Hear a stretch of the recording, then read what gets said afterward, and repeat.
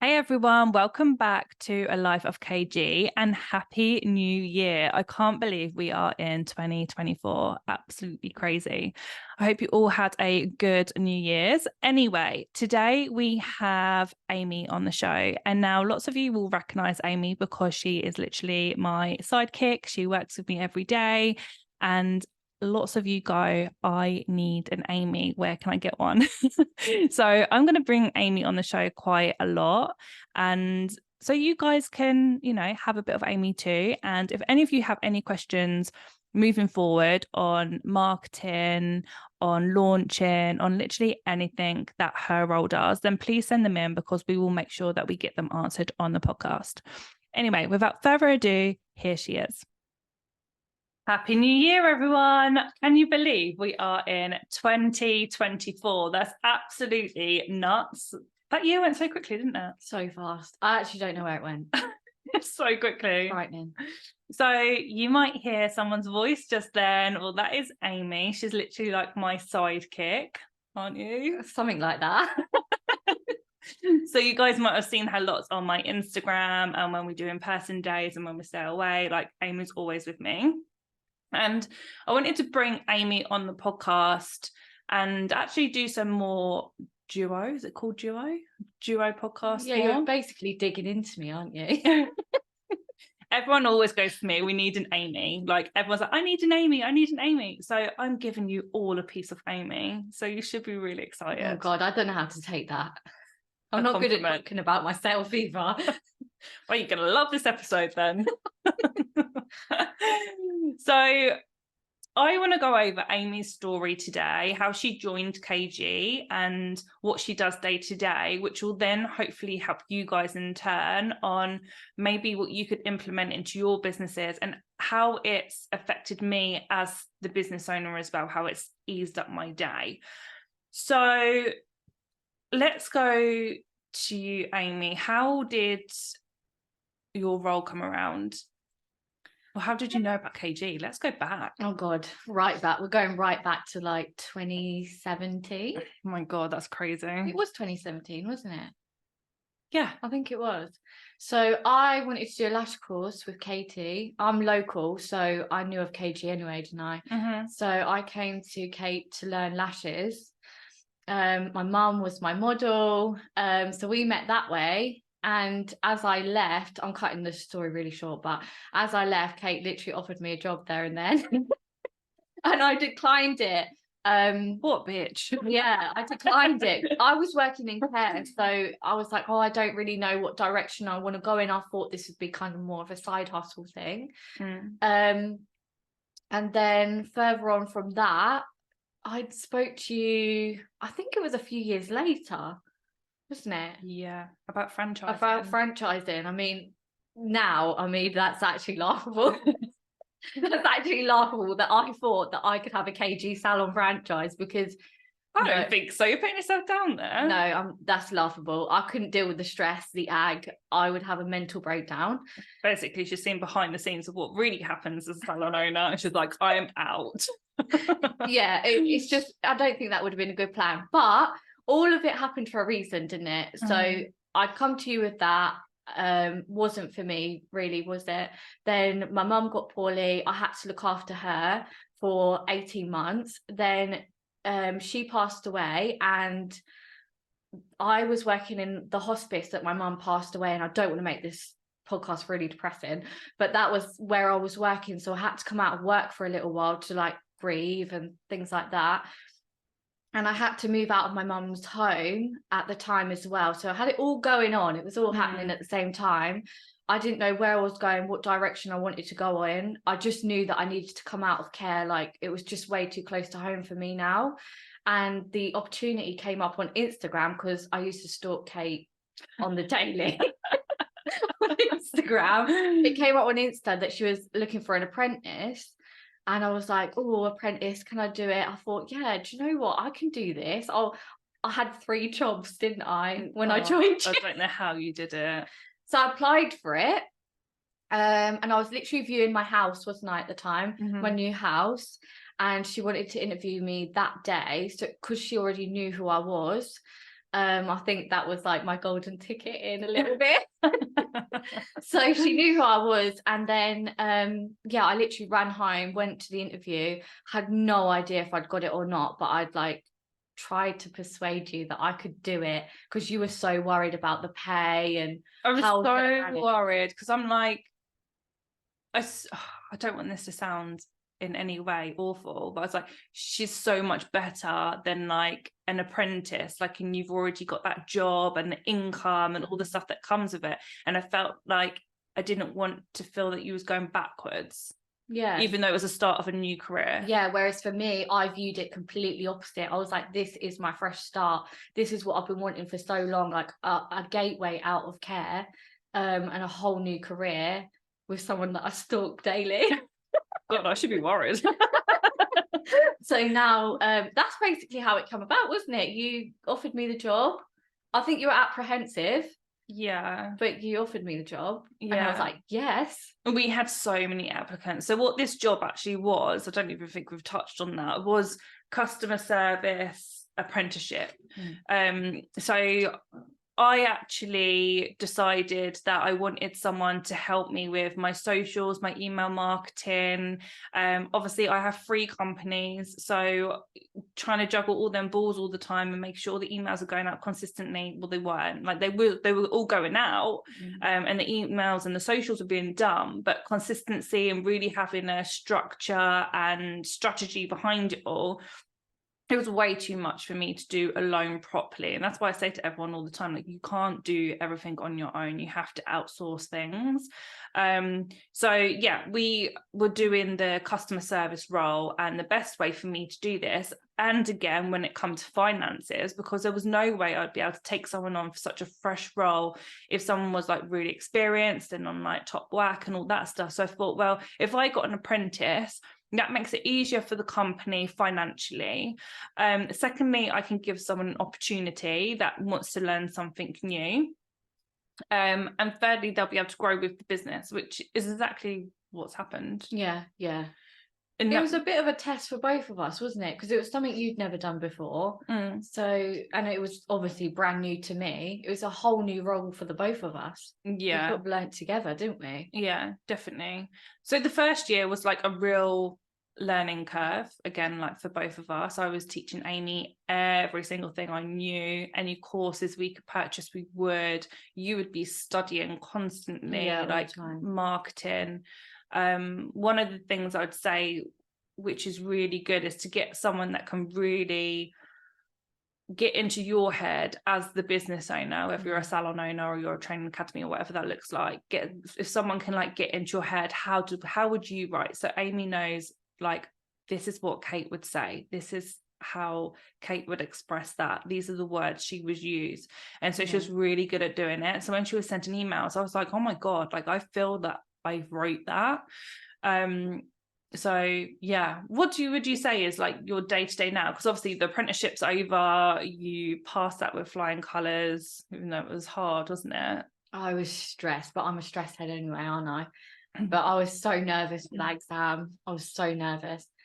Do you know what? Just as you were speaking there, I was thinking, you know, at the very beginning, I mean, I had Instagram myself, like my personal account, but I didn't know like what engagement was or like insights to look at that. I knew how to post a story and post a post, but I didn't understand like hashtags and how to get leads and all of that. Like that was totally foreign to me.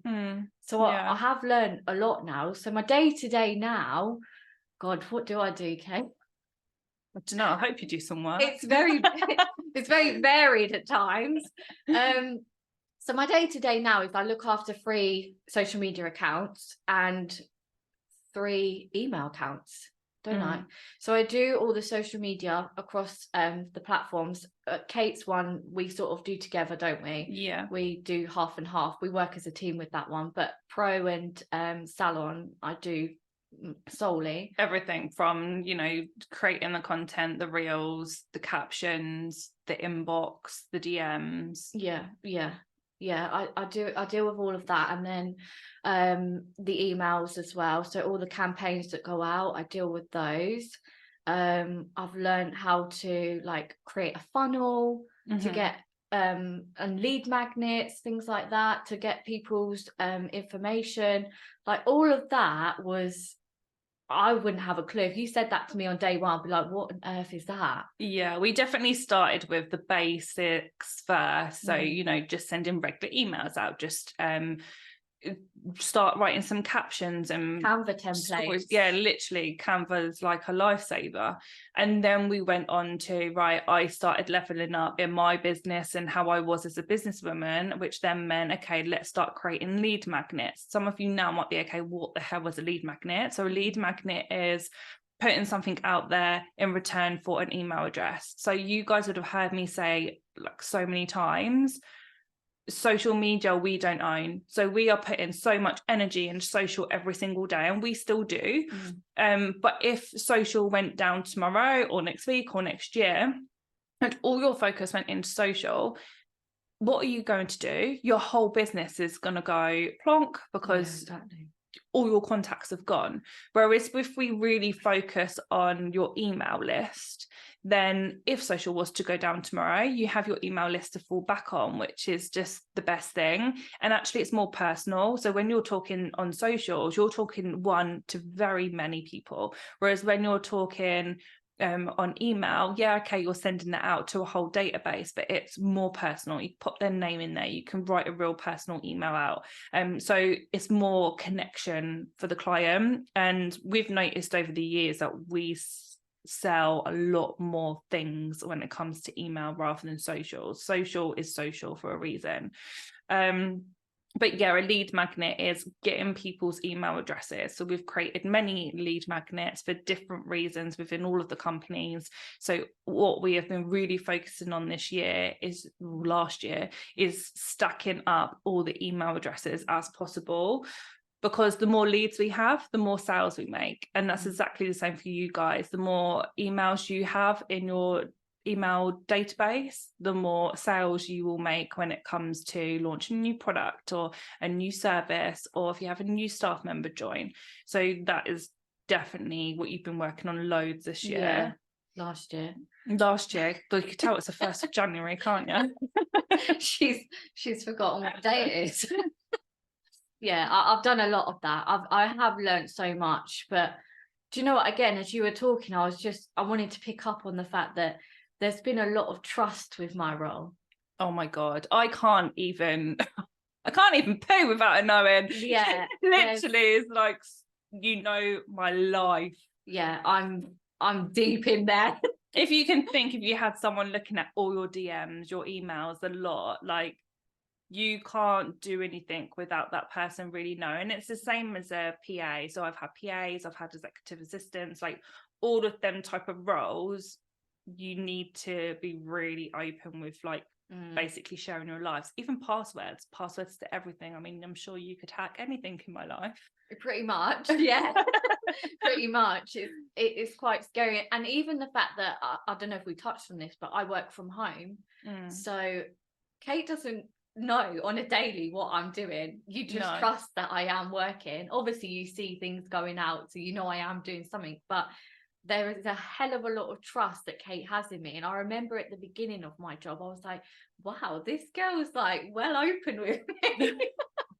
I was shocked by it. You've got to be. And I think as well, as business owners, we are complete control freaks. Like that, we are just like that as nature. That's one of the reasons why we set up a business in the first place. So then when we start delegating things out, or get that first team member or whatever that is, you have to let go of some of the business to be able to grow yourself. Now, there's no way. I mean, last year we grew a phenomenal amount. I think more than we've ever grown in the 15 years I've been in business, across the brand as a whole. And a massive part of that is because so much of my daily weight has been taken over by you. For me to focus on actually making sales, actually having a strategy across the businesses, rather than just tick off the list because this is what we have to do as a business. So it's changed a lot.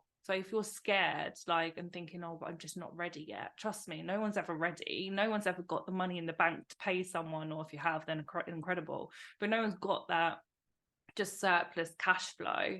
You have to just make the leap and make it work when it comes to building on your team like that. Because as soon as you're handing over your day to day, you have so much extra time to then build, which is what having a business is all about, right? Yeah, 100%. But do you know what? I'm just thinking a lot of people listening, like that's probably their biggest fear, is like letting someone in and handing literally your keys pretty much over to someone else to see your whole business as a whole. Like there's nothing's hidden. That's quite scary, isn't it? Yeah, I don't know how you. it is scary, but then I'm like, okay, if you've got nothing to hide, then it doesn't matter. The other fear, which will be in most people's heads, is, well, okay, they're going to know everything, so what if they leave?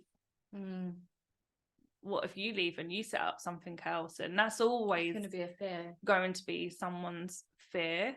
But then that's where the trust comes in. So when I always say, when you hire people, you hire by personality a lot of the time rather than skill. So Amy clearly had no skill whatsoever when it come to email marketing and, you know, Canva and she had zero skill. She had zero skill. It's just fact. But what I was going to say is there was also a natural ability there for her flair to come through. Gosh, she's digging into me. Yeah, I think she'd dig into me, this one. It just wasn't her natural day to day. No, it wasn't. I am joking. Like, we always have banter like this all the time, like constantly, so it just makes things easier. But yeah, all of that had to be taught and trained, and obviously she was naturally able to be able to pick those things up that I was training her on. Also, it comes down to you as a business owner. What can you teach that person? So obviously I was doing these things day to day, so I could teach her, but do you need to put people on courses or anything like that for them to be able to step into that role? Yeah. But yeah, it has been game changing, hasn't it? It's been nearly 3 years. It's more of like a gut feeling then? Because obviously you had so many applicants for that. Would you say it was more of like you get a gut feeling when you interview someone, whether it's right or not?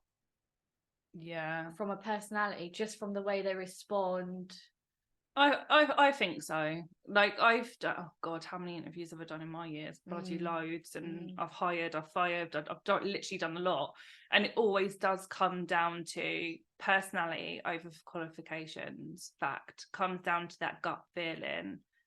Sometimes we hire, whether this is a beautician's role, a hairdresser's role, however that looks like, sometimes we hire out of fear. So I always call it panic hiring. So if you feel like, I really need someone now, so I just need someone experienced, and the first person that comes through the door, and then they've got the job, and then bam, and then you'll find actually that was the worst decision. It was best to be short staffed or not have anyone at all than have the wrong person.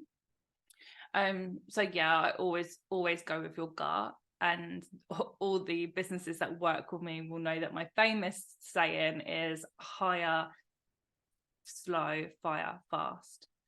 If someone's, not what you thought they were in an interview, because you always do get those people that are incredible at interview stage, but then when it comes to the day-to-day, it's just not working out, you need to let go quickly. Otherwise, you just invest in a lot of time into that person, which if it's not going to work. Whereas Amy's role's grown and grown and grown. She's obviously gone from the Apprentice to now like marketing assistant, and she literally travels, it's going to be the world, I know, with me.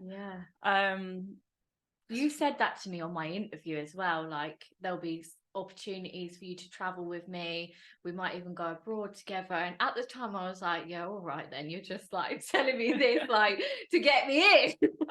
But it's actually happened. But do you know what I will say, like on the record, like I am so grateful, and I tell you that all the time, don't I? Like so grateful for my job. And I was also thinking, like, people listening are probably thinking, you always talk about like self-employment, business this, business that. Do you think some people ever think like, do the people employed by her ever think like she's dissing them almost? Like, because I sit in your calls, I'm sitting in your mentoring calls, and you talk about staff all the time. And I sometimes think that other people might think, oh, I don't know how they're going to feel about hearing that. Do you know what I mean? As an employed member of staff, I don't at all. Like, I take on everything you say, and I know it to be fact. Yeah. And I think you're either got that mindset or you don't. Yeah. I always used to think on my socials, I can't really speak too openly in case staff are listening and they take it the wrong way. So there's been loads that I've held back over the years, which I don't feel I do anymore, because I think my thing is there's a small selection of people that can be business owners, as in business owners successfully, okay, a business that lasts more than 5 years. Like, it's rare, unfortunately, that happens.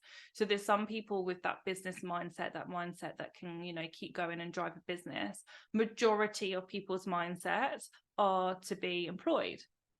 So and the world needs them people, otherwise there would be no economy at all. So it's about having that balance. And I think people, like, you're so good at, like, you're like, I'm not a business owner. No, you're like, I'm not. And understanding that that's okay. We all have to be, like, we're all different, we're all built 100%. different. And a lot of salon owners I hear from being in your circle, I hear them say all the time, yeah, but they'll just go off and set up by themselves. That's like a really big fear of salon owners. But as an employed person, I know I like to be employed. I like the safety of it. I like to be the background person, yet here I am doing this podcast. I like to be in the background. That's just how I am, and I know my strengths and my weaknesses. I know mentally I could not cope with a business. It just isn't me. And naturally, I'm a very caring person. So I like the idea of helping someone. I think that's where I come from. Yeah. And I think it's about knowing that just because you are a boss, it doesn't mean you're better than anyone else. No. Like, that's where it's different. Like, okay, I own the companies. I work my arse off to make sure all of my team will always be paid. Like, we're working to feed everyone. That's how I look at it. But also, I could not be where I am whatsoever if it wasn't for having a team backing me and being there for me and working for the companies.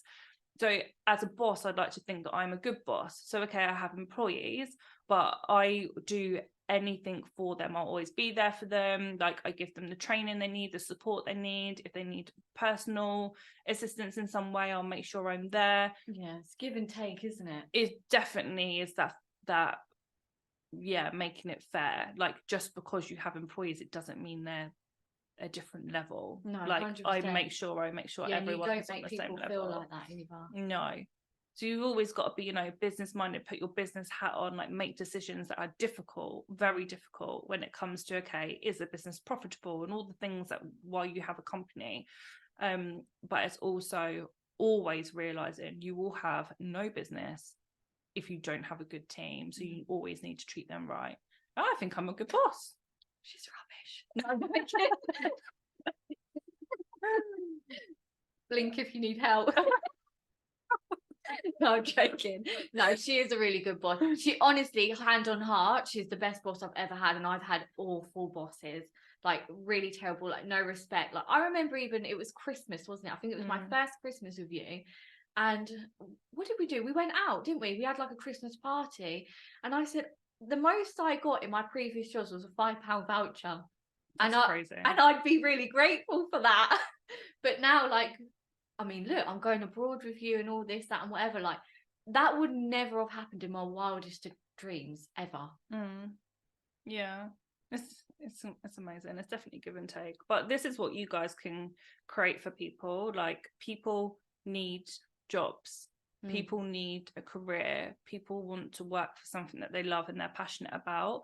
And as a business owner, that's what you can create. And that's what also feeds my soul. I'm trying to build this empire, but I know I've also got a huge team of people behind me, which I'm also helping them fulfill their dreams. Their dreams are having a really good job or a career or whatever it is that they want to call. Yeah, I think it's like So it works both ways. yeah, you said last year was like our best year, which 100%, I say us all the time. It is your us. best year. Would you say if like you didn't have your teams, like including the salon and everything, me and everyone else that's in the background, do you think that year would look the same? No, I think it'd be completely different because you would have had to separate my time way too much. Yeah, you can't do it all. No, you can't. Even when we've looked back on a few emails and posts you've done, haven't we, since I've been on board? And Kate, like, she'll send them to me and we'll laugh. I used to think they were great. We actually need to do it for me to see what I started with to now. Yes, we should. But I actually don't know how you even manage for 14 years on your own, doing email campaigns, you know, connecting with all your clients, doing the social media across 3 platforms. I actually don't know how you did that on your own. And like most people listening probably are literally trying to do that right now. Yeah, I think most people will be trying to do that right now. Yeah, I remember having like the salon team. I would maybe let them do a story because I'd be like, oh, if it's crap, it will disappear in 24 hours. But I was like, no way, anyone's having a hold on my good posts, no way. But actually, God, if you scroll back down to 3 years ago to what it looks like now, on all accounts, completely different. Yeah. We've grown so much. So yeah. We chatted enough. I think we've bored everyone. Are you all still there? Everyone's falling asleep. No, honestly, but if you guys did love this episode and you're liking dual episodes, I know we had so many requests for me to do more like solo episodes rather than like guests all of the time. I'm still going to have guests in.